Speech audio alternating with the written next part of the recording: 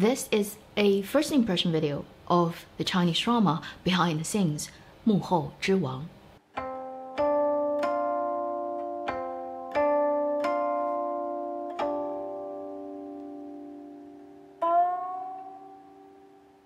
Hi, you're watching Avenue X, where a junkie on good storytelling shares their thoughts, knowledge, and occasional weird ideas on stories and how they're told. 幕后之王 Behind the Scenes is a 46 episodes long contemporary Chinese drama. This drama is right now on air on both satellite TV stations and also on Youku on the web platform, and it has actually aired past half of its content. It's well into the 30s. Although personally, I've only watched about 10 episodes of this drama.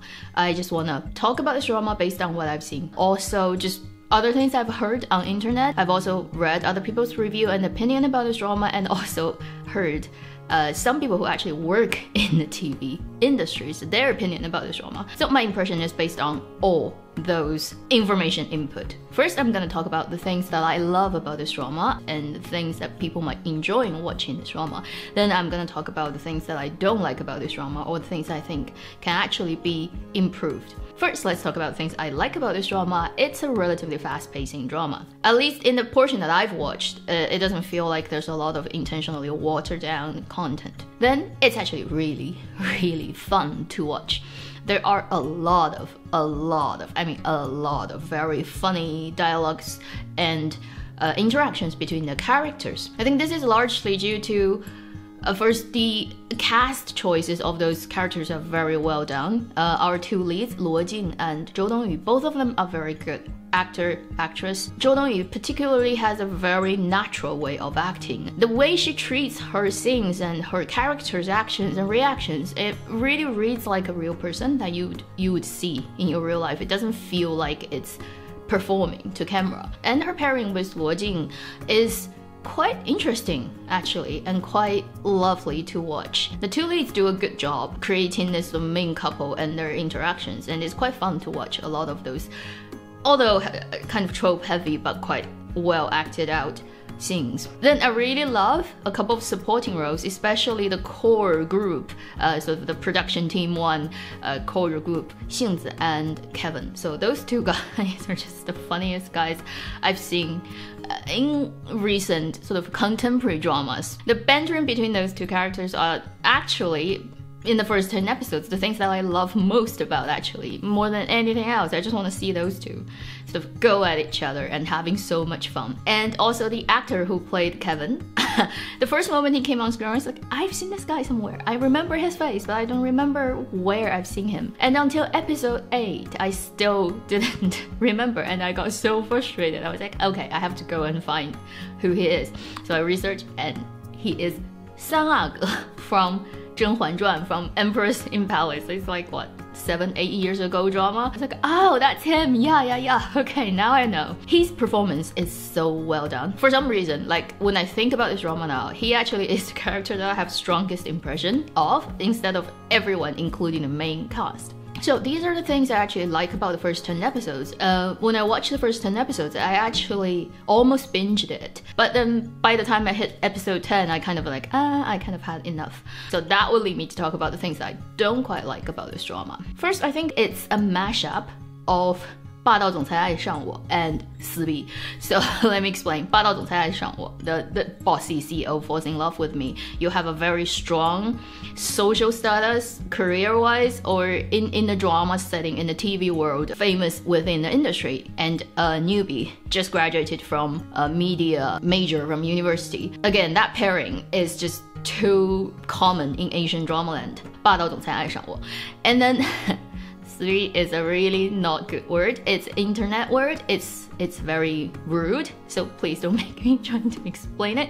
But you can say it's mostly like cat fights. Original meaning would be women kind of bitch fighting with each other. But then it can be sort of applied to greater extent of basically a different group with their different pursuit of their own benefits. You would see a lot of that in this drama. For example, Team 1 fights Team B, fights Team C, and everybody has their own agenda.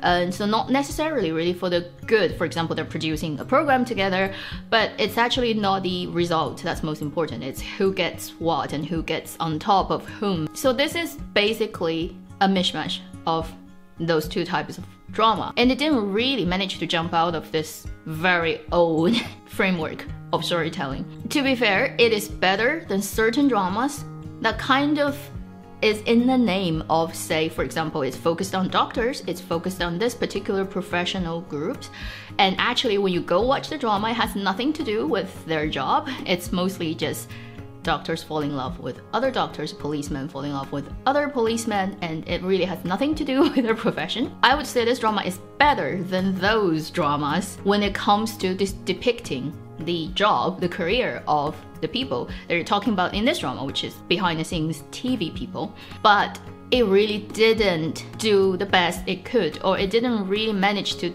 dig out the most interesting about those professions. Because when you're talking about a very specific group of professionals who do a job that's very specific, and people outside of their circle would not necessarily understand what they go through every day, what is the details, you know, how things are actually done, and what are the most interesting, most challenging, most difficult, and most dramatic things about their job. And I think when you say behind the scenes, this is your title, and it clearly is talking about TV, especially TV program, not necessarily drama, program making people, then it has a very strong sort of specific focus on a particular profession. It really is a good opportunity to do a lot of research, to actually look at how people actually work in the industry, what are the specific unique things about their job that other people would not really encounter, and people outside who don't know this career might be interested in knowing. I think that's the biggest failure of this drama but it actually doesn't go into the more technical aspects of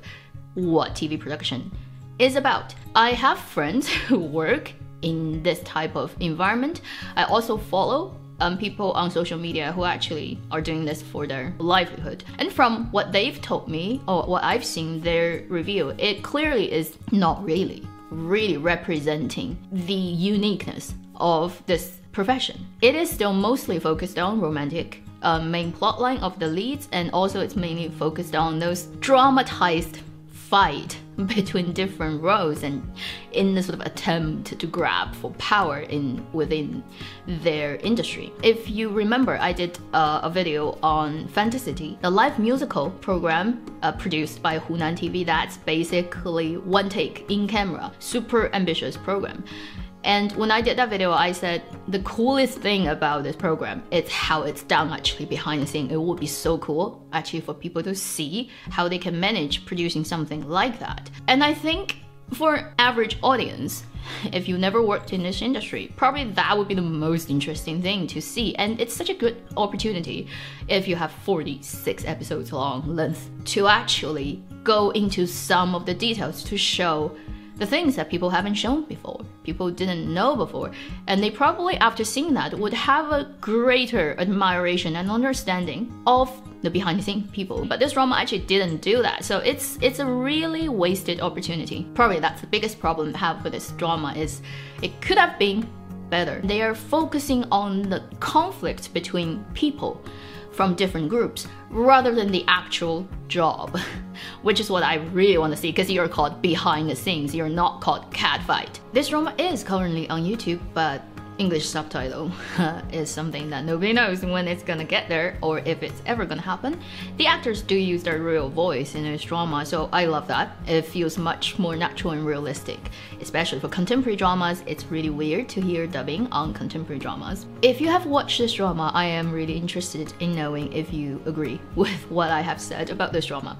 Thank you for watching Avenue X. I'll see you in my next video. Meanwhile, live long and happy drama watching.